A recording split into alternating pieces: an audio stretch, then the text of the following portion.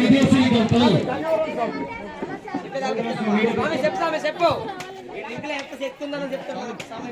కొబ్బరి బొండం తాగితే మీ చేలో పండించే మీ చుట్టుపక్కల పరిశ్రమలో ఉన్న రైతులకు డబ్బులు అవుతాయి. కొబ్బరి బొండం, బత్తాకాయలు, నాటుకాయలు ఇలాంటి రసాలు తాగడం వల్ల మన డబ్బు మనకే ఉంటుంది. మీరు తాగే డ్రింకు విదేశాలకు తయారవుద్ది. విదేశీయాలకు సంబంధించిన వ్యక్తులు పెట్టుబడి పెట్టారు. ఆ డబ్బులు మళ్ళీ మీరు కొన్న 10 రూపాయలు 6 రూపాయలు విదేశాలకు వెళ్ళి అందరూ 3 రూపాయలు చర్చిలకి మసీదులకి వస్తాయి. హిందువులు సంఖ్యమని మీ పిల్లలు ఎక్కడైతే హాస్టల్లో కానీ కాలేజీలో చదువుకుంటున్నారో ఒక మహమ్మారి ఉందో అది లవ్ జిహాద్.